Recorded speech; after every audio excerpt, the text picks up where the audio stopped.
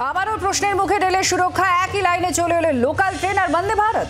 হাওড়া বর্ধমান কর শাখায় একটা লাইনে দুটো ট্রেন, একটা ভিডিও ভাইরাল হয়েছে আর তা নিয়ে রীতিমতো চাঞ্চল্য। অটোমেটিক সিগন্যাল জোনে এমনটা হয়, এটাই দাবি করছে পূর্ব রেল। বিধান সরকার আমাদের প্রতিনিধির সঙ্গে আছেন। বিধান, কি হয়েছে ভিডিওতে আমরা যেটা দেখতে পাচ্ছি, কি জানা যাচ্ছে, কি করে এই দুটো ট্রেন এক লাইনে চলে এলো?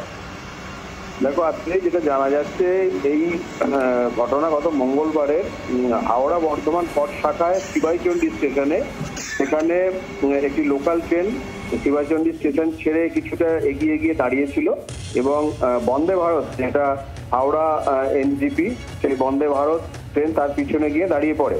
এবং যেটা জানা যাচ্ছে, এই স্থানীয় কেউ এই ছবি তুলে সেটাকে ভাইরাল করে এবং সেই ভাইরাল ভিডিও সোশ্যাল মিডিয়াতে ভাইরাল হয়ে যায়।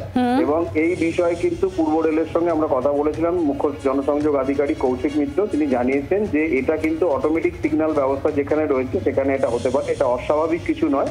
কারণ একটি ট্রেন যখন সিগন্যাল পায়নি, সে দাঁড়িয়ে আছে ওই লাইনে, তার পিছনে যেহেতু আরেকটি ট্রেন এসেছে, সেই ট্রেনটিকে দাঁড় করানো হয়েছে। এবং শিবাইচন্ডী স্টেশনে যদিও বন্দে ভারতের কোনো স্টপেজ ছিল না, কারণ এটি দ্রুতগামী ট্রেন এবং সেটি যখন ওই স্টেশনের হোম সিগন্যাল না পেয়ে সেটা প্ল্যাটফর্মের বাইরে দাঁড়িয়ে পড়ে, তারপর তাকে কিন্তু প্ল্যাটফর্মে নিয়ে গিয়ে ঢোকানো হয়।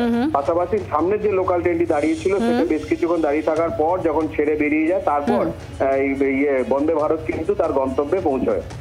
ধন্যবাদ বিধান। বাংলার আওয়াজ, বাঙালির আবেগ, জি 24 ঘন্টা।